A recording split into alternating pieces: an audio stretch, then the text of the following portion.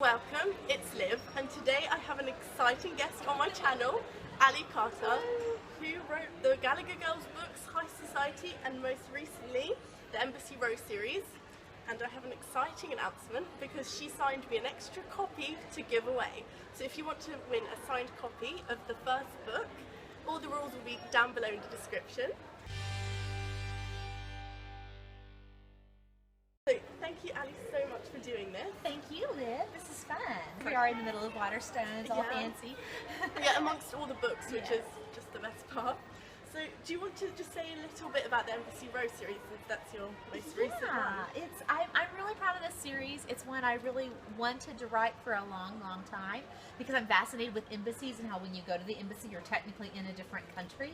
And when you live on a street called Embassy Row, that means every house on the street is technically a different country. So if you go next door to visit your friend, you're going to Germany. And if you break a window of the house next door, you just broke Iran, and you might start World War III. And I was fascinated with the kind of stakes that come with your teenager in that kind of world. And so All Fall Down is about Grace, and when Grace was 13, she saw her mother murdered. But it actually gets worse than that because nobody believes her.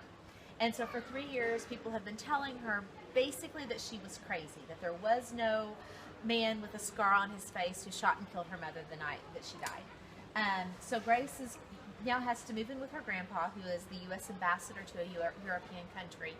And while she's there, she's like, this is a new slate. I'm going to eat my vegetables. I'm going to do my homework. I'm going to go to bed on time. I am never going to say the word scarred man ever again. And then who does she see?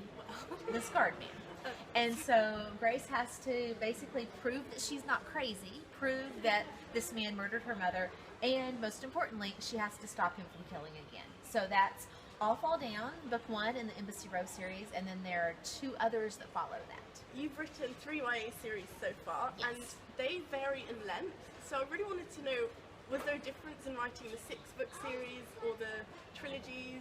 And what was your favourite to do? Oh, I don't really have a favorite. Not in the sense of the story, of course. That's yeah, a horrible question. Whether it's a shorter Right. series versus a longer series. Yeah. I feel really lucky to have gotten to finish 3 series, first of all, because that is all a function of the fans. Because if fans don't buy book 1, publishers don't publish books 2, and certainly not book 3, certainly not book 6. So the fact that I got to write 6 Gallagher books is something that I'm immensely proud of and very, very, very grateful for.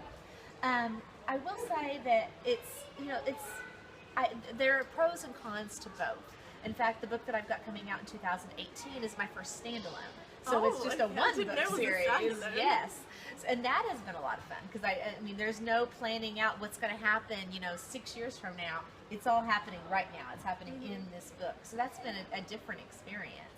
I think the Embassy Row worked well with 3 because I couldn't torture poor Grace for 2 or 3 more books. I put her through so much anguish that I'm glad to be able to kind of, let her go on and have kind of a happily ever after because bless her heart, she deserves one.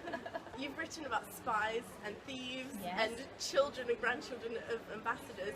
Is there any other profession that you'd want to explore and write about? There is, I consider that kind of my brand, girls who are involved Oh yeah, in crazy family businesses, right? espionage. And Yes. So I don't, the book that's coming out in 2018 fits along with that. Oh, okay. And great. I've got a huge long list in the Notes app on my phone. I'm always thinking about children of astronauts. Ooh, what if it was a children of an explorer, a children of scientists, children of, all kinds of crazy things. So there's so much that I want to do, and I've just kind of got to figure out exactly how to tweak it to make it just right. But yes, that's exactly what my brand is. So. Oh yeah, I love it. It's my favourite type. Good job spotting I that. don't really read contemporary that much, but when it comes to mystery and spies and anything to do with that, I'm there. Well, thank you. I wanted to ask, because on your website you have so many questions and answers, but I never saw one about what your hardest thing about writing is. Usually I find hardest whatever I'm supposed to be doing that day. So I'm like, oh, if only I could be doing, a first draft, because first drafts are so easy. And then when I sit down to do a first draft, I'm usually like, oh, I wish I could be rewriting, because rewriting is so easy. So I guess I just don't like whatever I have to do.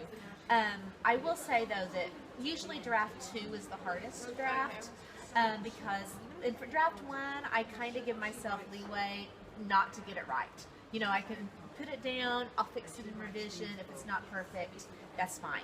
Draft 2, it starts being a little more real, and usually that's when I know kind of the heavy lifting that I need to do. And then draft 3 is more fine-tuning things. So draft 2 is probably the most challenging, but ask 5 authors and you're going to get 5 different answers to that question. And when you wrote each first book for the series, did you plan out what's going to happen by the end? Or did you kind of figure it out as you went along? That's a really good question. And the answer is for Embassy Row is yes. So when I started Gallagher Girls, I wrote I Tell You I Love You, but then I'd have to kill you very, very quickly. And they actually published it very quickly on kind of an accelerated schedule, which meant I didn't really have a lot of spare time. So I couldn't sit down and plot out what was going to happen. Plus, at that time, I had no way of knowing that they were going to let me do 6 books. So that was, you know, very much something that developed as the series went along.